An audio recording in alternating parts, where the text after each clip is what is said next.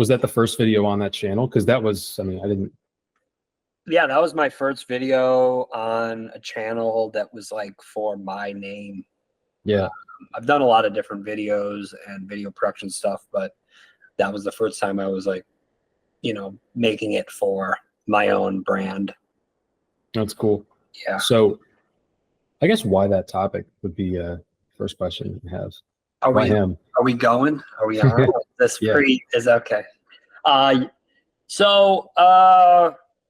man. I mean, I wanted to get into making content and to get into sort of just putting out cool stuff. I've spent almost probably 12 years building different video-oriented businesses, mostly producing commercial video content or corporate training content, you know, kind of for companies. And then I've done some other YouTube channels that were more product niche-oriented stuff, just stuff that wasn't as much maybe personality connected to it. So I was just really excited to, at this stage of my life, kind of add another component of what I was doing. So I was just scrolling YouTube, I guess, trying to figure out what my lane would be. I'd seen a lot of commentary channels, you know, and I don't really have any like specific hobbies like gaming or whatever. And it was a combination of probably three things. One, I saw kind of these Sunny V2 type videos just continue to show up in my feed.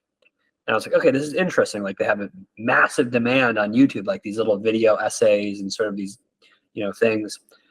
Plus my ability to outreach, right?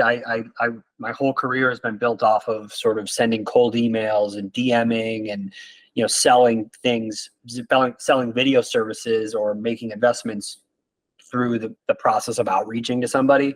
So I'm like, okay, well, if these have demand and I could outreach, and then finally it was just like, I've spent 10 years making, you know, fairly high-end interview-based video productions. And I have, you know, a fair amount of staff and a fair amount of resources to be able to make that type of work. So I'm like, okay, if I could make these kind of my versions of these video essays combined with actually outreaching and convincing these people maybe to do it with me as the official documentary, finally with like the video production, you know, equipment and capabilities and you know, talent that I've, you know, been incubating for a decade.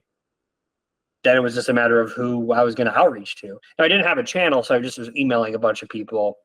I was scrolling all of Sunny V2's videos, scrolling all of kind of the different video essayists, Turkey Tom, or, you know, the Gamer from Mars or whatever, right? And just making a list of, hey, these are all the people that they've made videos about that are getting good views.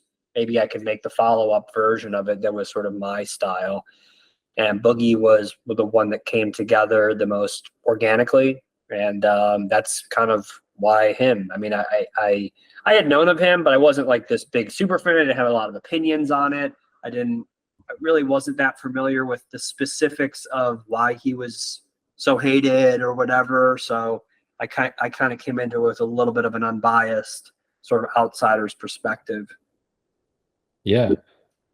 Just to kind of get into the meat of the process, it's so light on narration, which is kind of an achievement in and of itself. Like your narration, that is. Instead, it'll just be him rambling about whatever the topic is. And I was curious as to, like, do you prompt your subjects? Like, do you know, all right, this is the part of the video that's going to be about whatever, his finances. So I'm going to ask him about his finances. Or was he just riffing and you were just collecting bits and pieces and stringing them together? How much of a structure did you have in mind when you went in? A little bit of both. I think you have different things you want to have him talk about, and then you kind of figure out what the most appropriate environments are for him to be talking about that. In the case of the bathtub scene, it kind of was this juxtaposition of this very whimsical, he's bathing and as rubber duckies around him at the same time showing how broke he is, right? So, and you almost had that connection to, you know, the drain of the bathtub, and it's, you know, it just had a certain artistic irony, I guess, you know, and some of that you make up later after you watch. You're like, okay, this is Yeah. But yeah, you just basically come up with different lists of topics you want to hit on, and then just kind of trial and error it, right? And then sometimes, you know, you're doing your interview, and then they say something. It's like, oh, this is actually way more interesting if we had you outside walking, talking about this, or let's go drive around and have you talk about this, because that it creates a different environment. Because I think just kind of moving it along, you know, no, it's not a podcast. So if I just had them sit in one place the whole time and talk for an hour, we're basically going a podcast. So I think that what part of it makes a documentary, you're putting in different environments. A lot of times you're having them talk about something while doing something as well. It adds to it. But yeah, I would say a lot of it's prep, but a lot of it, you know, you might just say something that you didn't expect, and you're like, oh, well, that sparked an idea for sort of a scene. Let's go do that, or like tell me more about that while we go do this, you know. Yeah, and it doesn't feel linear. Like, I mean, at least until the end, when you get to the shaman and you get to the girlfriend and the time jump.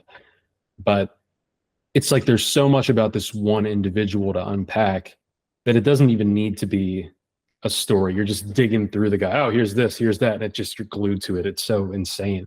But I guess I was wondering, if you didn't have such a train wreck of a person to just like, you know, keep finding stuff in them to talk about, if you were instead maybe covering an event, or if you were covering something that required you to be a little more linear, a little more like impersonal, do you think your methods would kind of change there? Well, I maybe just would not do it. I mean, you know, like, to me, I'm only going to do stuff that I think I could make an entertaining hour or 30 minutes or whatever the length is. And, you know, and stuff that is at this stage in my career fun, you know, like we've made thousands of marketing videos that are very linear. Like, oh, hey, this is the company's conference, sales conference, you know, you're filming it, you're trying to tighten up the best stuff, you know. But what you're saying is maybe, you know, I guess there could be linear things. I mean, for example, like say you film the night of the election and you followed a person that night of the election, or maybe someone's electoral campaign, you're going to follow them through the process, you know. But even then, the same principles will apply. You want to just keep finding interesting, engaging ways to keep kind of moving that. The problem I have with a lot of documentaries, it's sort of like this, it's like kind of edited like it's an audiobook. We have, like, you know, 5 different people being interviewed, and it's sort of like slowly flowing between them, and it's an hour and a half, it's 2 hours, and a lot of times it can be interesting, but, you know, I wanted to kind of tighten it up a little bit, maybe get a little bit more punchy. So I don't know though. I think the same principles would apply. Yeah, no, that's interesting you say that, because documentary is like, a lot of the time it's topic, and then here's a bunch of personalities orbiting this topic. Yeah, it sort of flows, and unless you're really bought into that topic already, a lot of times you tune out unless something crazy happens, right?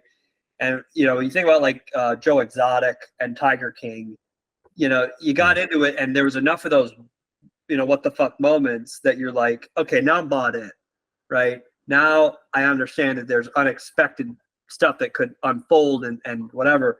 But if, let's say, you're watching a documentary about, you know, I don't know, the 2008 financial crisis, unless you're really into that type of stuff, most of the time, it's not going to have the certain punchiness that Tiger King or a, you know, whatever is going to have. You know, but there, like for me, the docuseries I watched this year, probably one of my favorites was the Madoff on Netflix, the Madoff scam, you know, the Ponzi scheme.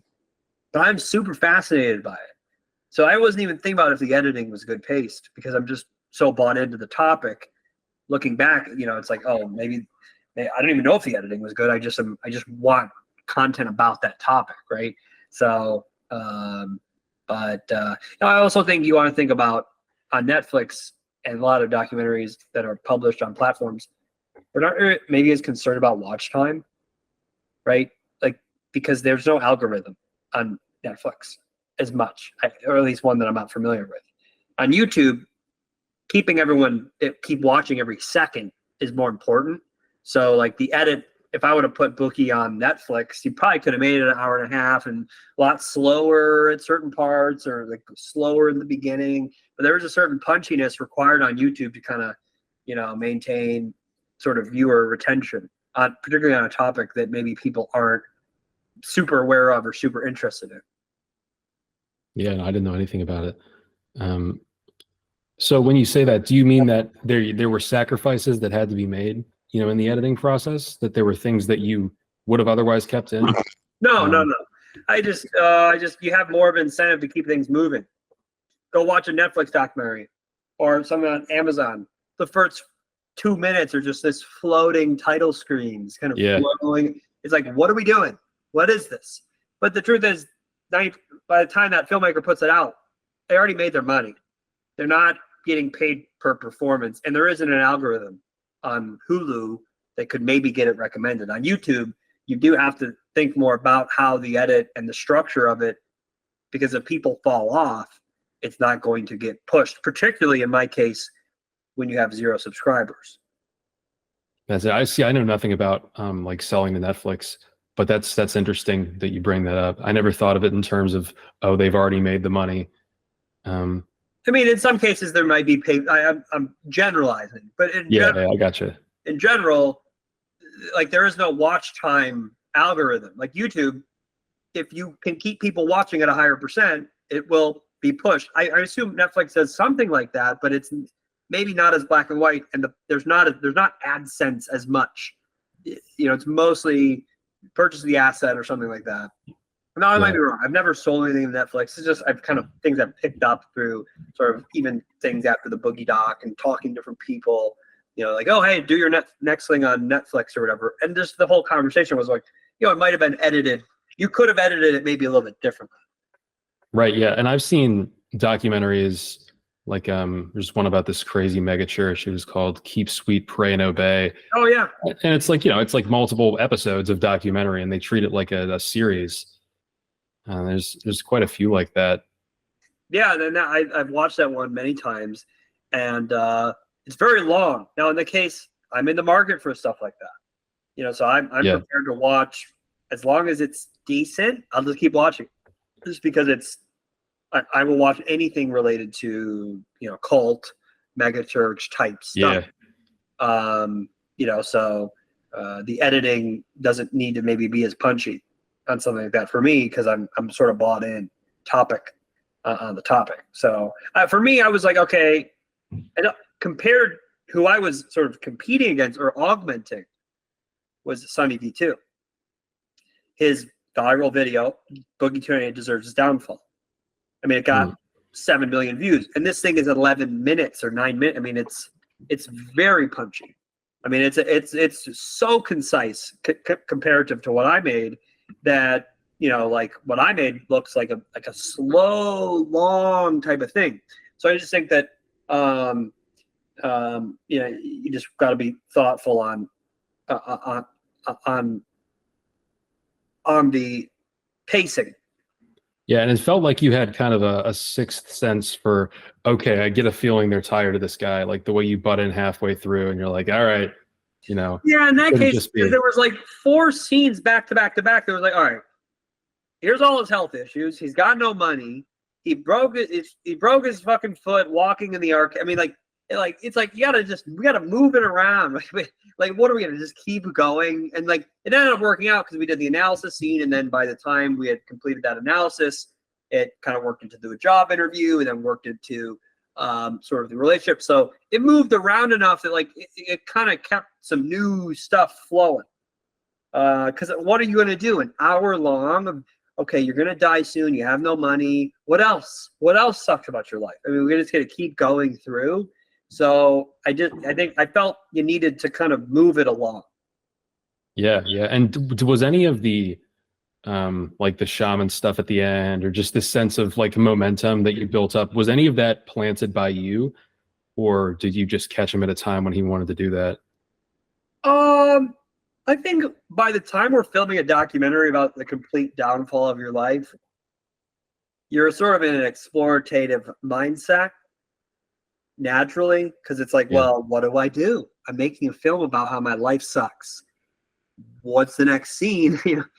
So I think it basically was at the point where like he brought up to me sort of in ironic passing, like, yeah, this shaman's been Facebook messaging me for years. I'm like, dude, let's do it, right? And it kind of was at the point where like we were just sort of scrounging for potential things to film, or because we had done a workout, we had hired a dietitian, and we had done a makeover, and just different things that maybe just didn't seem that they were going to make any difference for his life.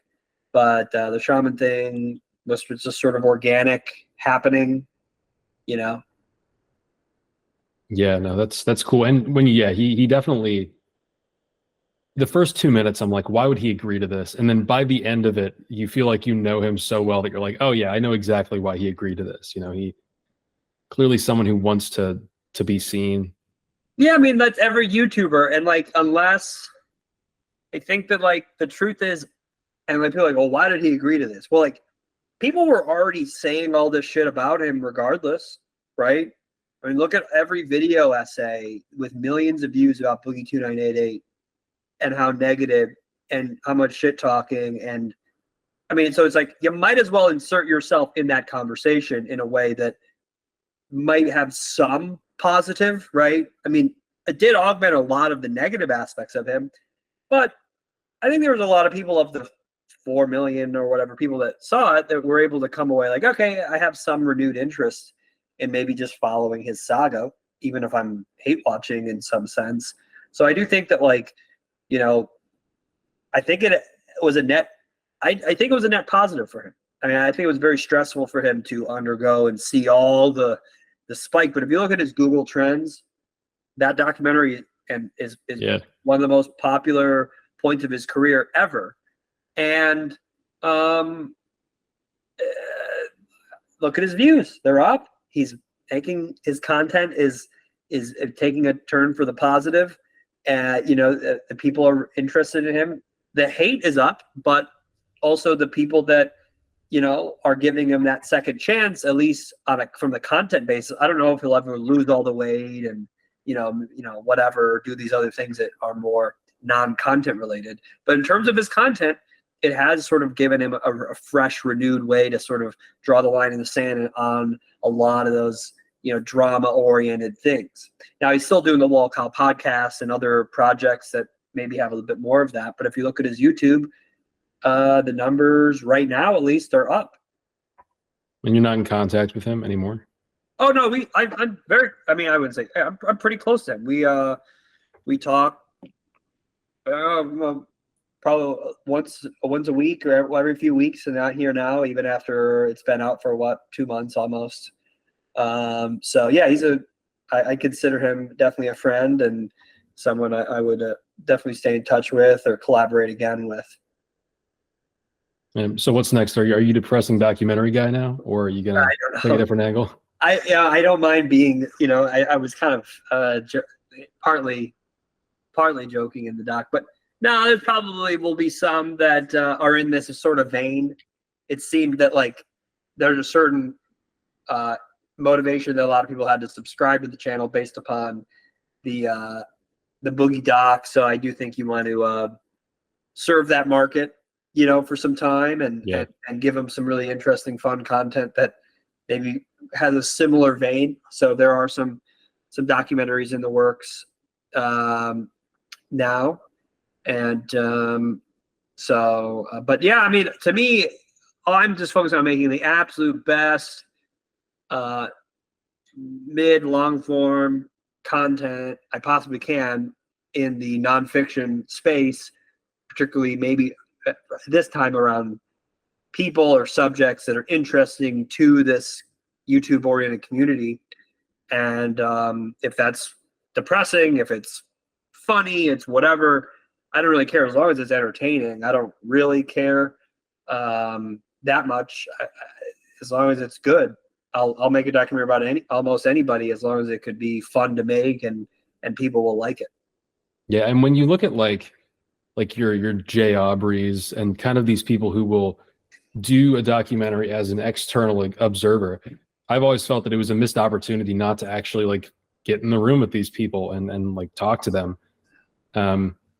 And yeah, no, it's so interesting that that's just not something that's been tapped into yet. And there's sort of this morbid curiosity, like, oh, I've heard all about this guy. Let's actually put a camera in front of him and hear what he thinks about this. Yeah. Well, in many cases, it's wildly unprofitable. Yeah, the Boogie documentary made negative money. Okay. Really? Oh yeah.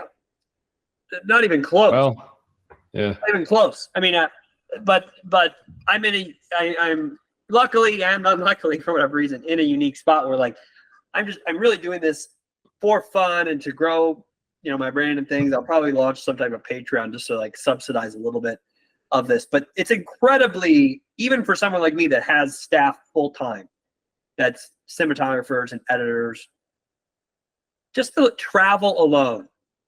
You know, let's say you have me and just one other person on the crew, and you're going to go spend 10, 15 days shooting. Travel alone is 5,000-10,000, right? You got 2 rental cars, hotels, you got, you know, meals and stuff. You got round trip flights with equipment. You're probably renting a little bit of equipment in, you know, when maybe you come in or this or that. Maybe you have a little production assistant. So that's just travel. But we're not even talking about staff time. We're not talking about my time as a producer. So there's a reason you don't see. It's like, well, why doesn't more people? Because it's a stupid business model. I mean, maybe I launch a Patreon, you could subsidize it a bit, you know, maybe, you know, but there's a reason you don't see premium content on YouTube in this sort of sense, is because it's just not profitable in any easily predicted sense. It's much more conducive to the AdSense structure to make a voiceover-oriented documentary that maybe has some, you know, good writing and a voice and some photos that can pull 1 million views and make your $10,000 or $15,000 in AdSense.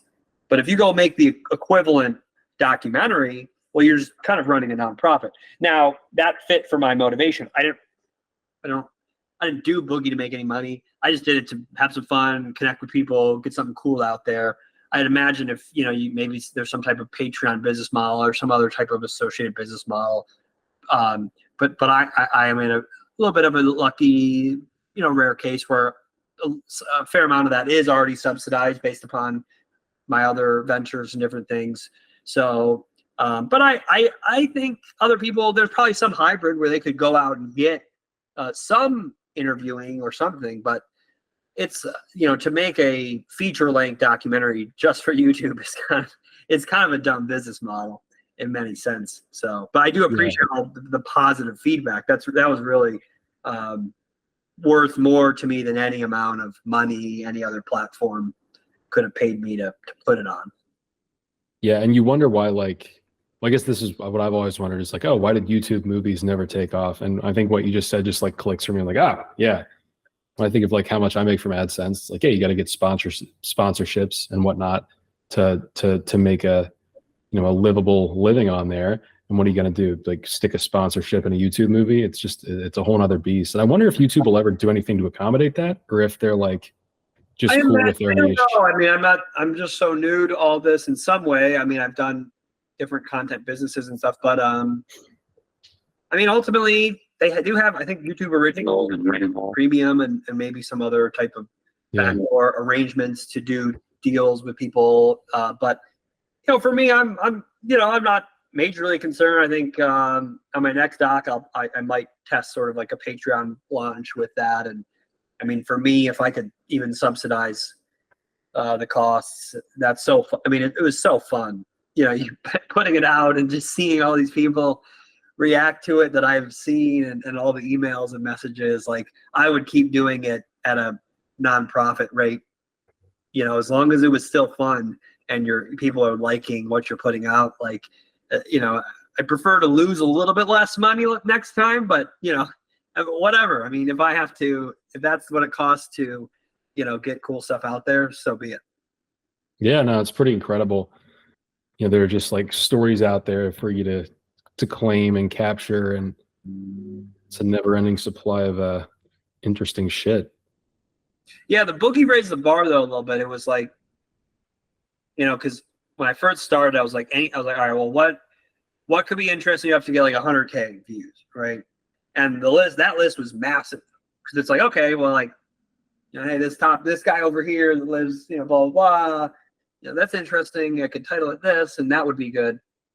Then you put out the Boogie, and it gets 4 million. You're like, all right, well, fuck. Now, kind of have to think what's going to get 1 million views, right? I mean, almost minimum. And even just from a business standpoint, if I even want to make a break even, I have to probably get 2-3 million fully advertised. The Boogie got limited ads just because of the sexual, swearing, sexual, all this. Right, yeah. So it was limited ads. I think we made $5,000, something like that, $5,000 or $6,000. I probably spent 20 on it, just hard costs. I'm not talking about labor, time, or anything. I probably ended up spending $100,000, right, indirectly on the project. Just of time costs, the staff that worked on it, just different things. Probably 20,000 of hard costs, billable equivalent of 100 or 200 or whatever. But say 20 grand. So you lose 15. So in order to break even on a topic and spending the similar amount, you probably need 2 million, 3 million, something like that, fully monetized views. So like if you're going to put that level of production value behind it, you're going to need to pick topics now that have a market possibility of pulling those view numbers. So that's the scenario I'm in now. Before, my list was massive because I'm like, hey, this could pull 100K views. That seems like a win. But then you kind of do all the math and you kind of realize, okay, we need to think big. We need to think about topics that also the other thing. These are evergreen type things. These things take 6 to 9 months, maybe even more. You know what I mean? Mm-hmm. So maybe something popping today, but will it be popping in 9 months when it actually drops? So I think in the case of Boogie, it all worked out because he has sort of a certain legacy.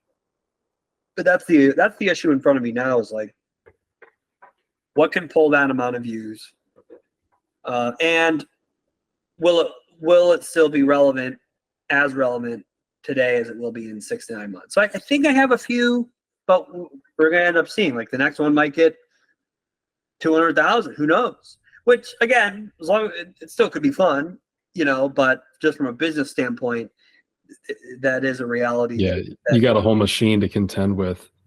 Yeah, that's right. And that's why most documentaries on YouTube are video essays and things, because it just makes way more sense, especially for people if you have the aspiration to do it full time.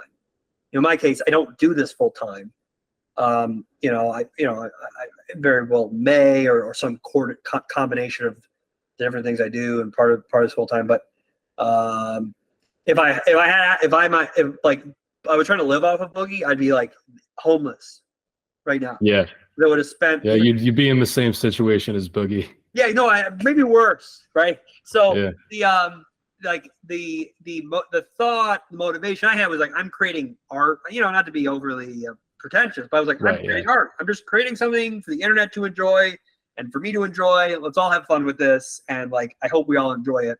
And that's kind of my thought process moving forward. Like, I'd like to break even on this stuff. Maybe you can make a little profit. But like the goal really is to just make stuff that like everybody can enjoy, that can kind of be these internet sort of you're just kind of capturing the legacy in some way of these internet topics that nobody from Netflix is funding a Boogie doc, but maybe we all would like to kind of see one, right? Fuck it, I'll go make it, and as long as people have fun with it, I'll lose a little money. Yeah, and I feel like there will always be famous people, and there will always be people who are, morbidly fascinated with them. That's right. And it's not going to go away. Yeah, and I would imagine over time, also the problem I had day one was like I had 0 subscribers, right? So like I probably could have made a documentary about like some random topic, but it would be super risky in terms of is there going to be some type of algorithm that's going to be able to kind of pop into, right? So, right, yeah. With Boogie, it was like, okay, well, he gets 30K views. a video, right? Or 20K.